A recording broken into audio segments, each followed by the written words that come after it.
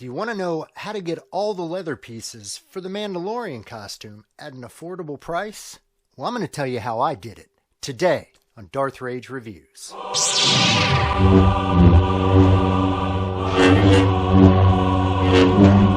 The Force is with you, young Skywalker.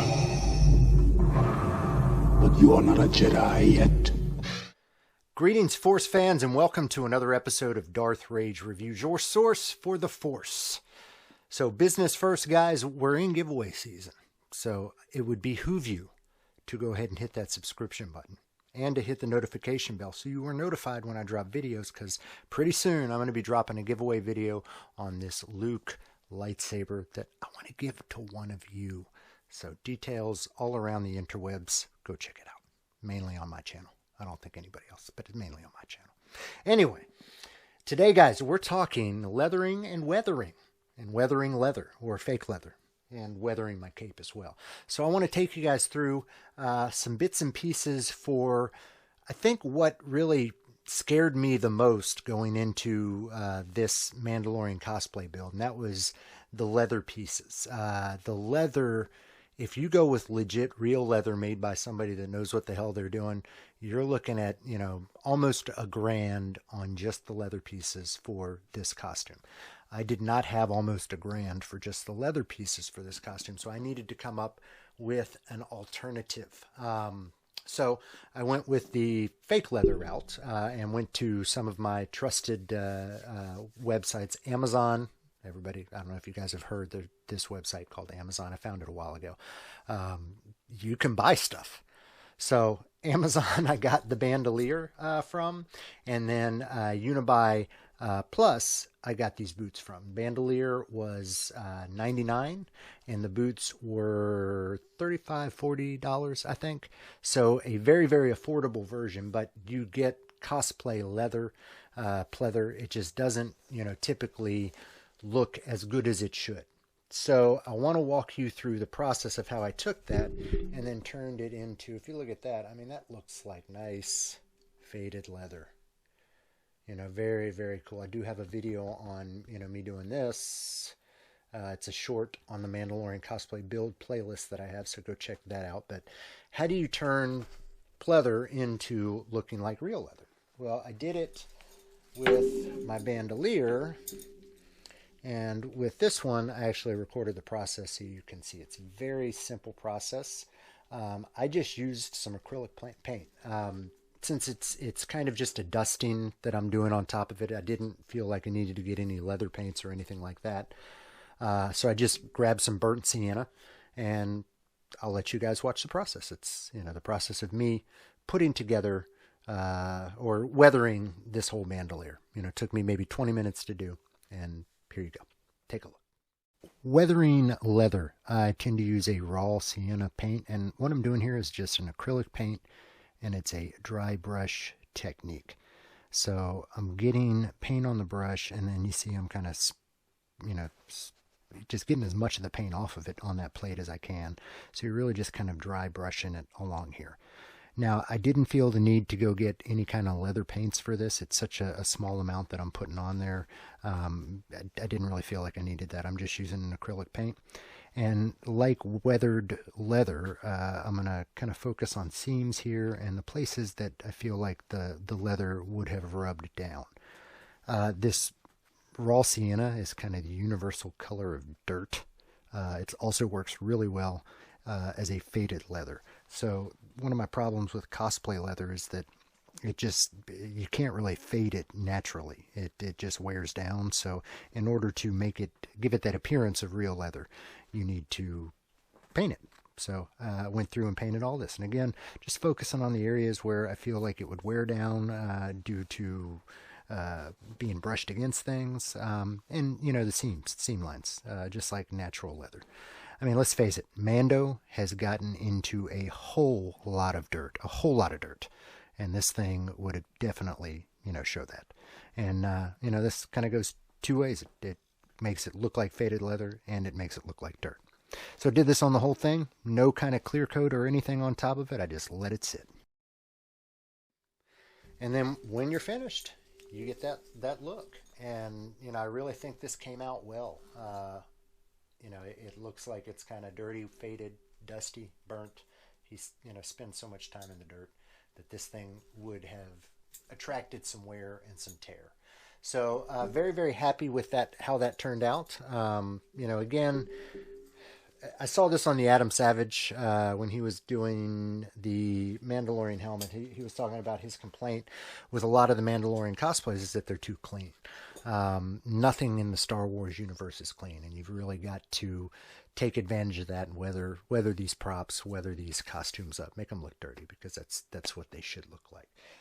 So then the next biggest scare for me was the leg pieces. You've got the leathers that wrap around the gauntlet or the greave on one leg.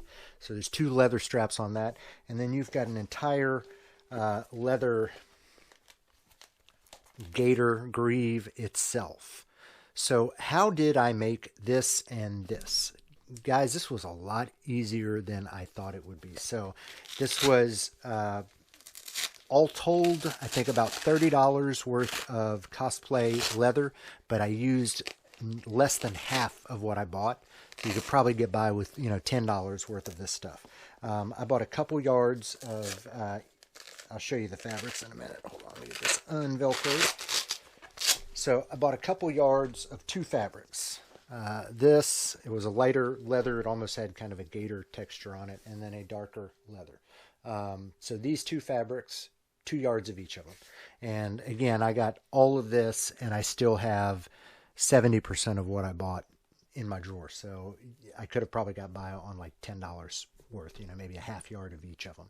I just wanted some to kind of be able to play around with, just in case I made mistakes. So how did I get these ridges here on the bottom? It's one of the things I kind of like about it. It's got these little leather ridges along the bottom of this greave. So it was not a painstaking process, but it basically looked like this. So I cut out the piece of leather longer than I needed to be. So when I stretched it, it stretched from my ankle probably up to mid-thigh. That way I could fold it around on the top part here, fold it down to make it kind of a thicker strap there. And then I had room to fold the bottom part and do this, basically. So basically I came through and I just folded and glued. So I'd put a strip of E6000 in there, let that sit, E6000 on the back there, make it slightly less, and then a little E6000 in there. And I do these about 2 or 3 at a time, and then let them sit overnight like this. And it really didn't take that long. You can see kind of what it does. Creates that little fold. It didn't take that long. It took a little bit of time for the glue to dry, but I think it was, I did 2 of them, and then I did the other 2 later on. You can see they're not super even, but it doesn't really matter for me. This is all the way down at the base. If somebody's looking at this and saying, hey, that doesn't look good, it doesn't, then I've done something wrong with the armor, because their mind should not be on this. So for this piece, again, that to get those ridges, then I got a little piece of foam in here that I just glued this whole strap on. I cut a strap off, glued that on. This was the folded down top, and then again another piece of foam right there that's done up kind of like a little pouch. And then strip of Velcro, strip of Velcro. So when you put it together, and if you look on the show, it's kind of got some preset wrinkles in the leather, and I was going to try to do that and fold those down, but I found that an easier way to accomplish that. So I set that on the top, and then I just kind of twist it while it's on my leg, and it sits there. So it's tight enough that it'll just sit there and kind of give the creases already. So that right there, less than $20 all told in parts, and we got this done. So that one was a lot easier than I was afraid it was going to be. And then this piece right here, also super, super simple.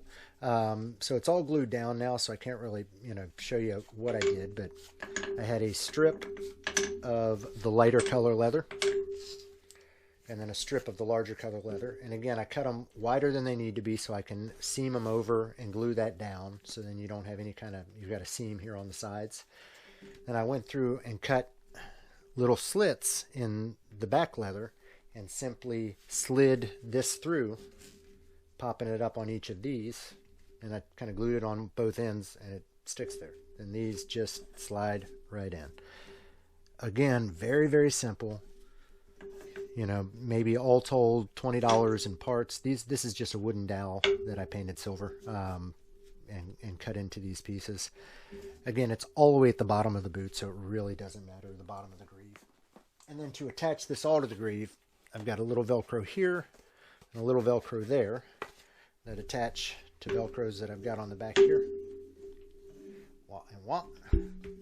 So this one goes right in the center.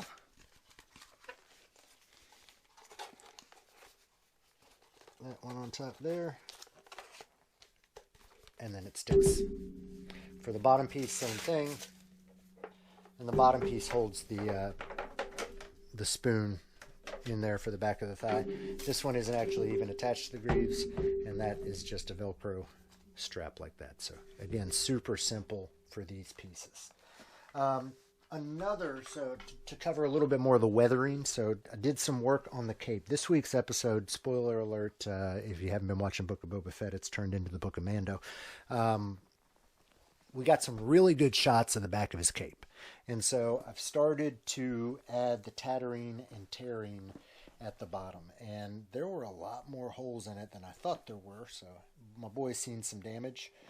So I'm starting to add that, and I really do like how that's going. And why don't I show you guys a little video of that process. So take a look at how I took my pretty cape and turned it into, you know, something a little more screen accurate. Take a look.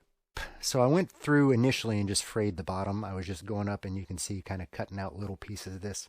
I'm not going to bore you with all of this. I just went through and, you know, basically slit up the entire thing. I came through and frayed the edges of that just with the blades of the scissors. I did that all along what I had just done, as well as the top and the bottom. Now, like I said, in Book of Boba Fett, we got some really good shots of the holes on the cape. So then I went through and decided to kind of add some of those. And it is almost like cheesecloth in some corners. The thing is really holy. So I'm going to go through and add even more holes and probably burn this some moving forward. But here's my cape. And voila, we have, you know, pretty, well, it gets uglier but prettier at the same time. A little more screen accurate on my cape. And as we get better shots of this as the shows progress, I will adjust the costume as it goes. So let me know what you guys think in the comments. You know, are these good solutions to the leather? You know, to me, I feel like I've really accomplished what I wanted to. I've got something that's, you know, it's not screen accurate, but it is accurate enough for me. I think it looks great, and more importantly, I didn't spend $1,000 on it. It was $150 for the boots and bandolier combined, $20 and some effort in that, so less than $200, and I have all the leathers for my Mando cosplay. So let me know what you guys think in the comments. How did I do on all this? Is it looking better? This is a work in progress, this Mando cosplay, and I'm going to keep adjusting it as I go. Still need to weather the armor, and I still need to weather the helmet. I do need to repaint the hip plates, because the hip plates are actually more of a gray than I've got them. Mine's kind of more of a blue. So these are all little progresses that I'll be making along the way, and I hope you guys will join me as always. So hope you enjoyed it. As always, I am Darth Rage. This is Darth Rage Reviews, your source for the Force. The circle is now complete. When I left you, I was but the learner. Now I am the master.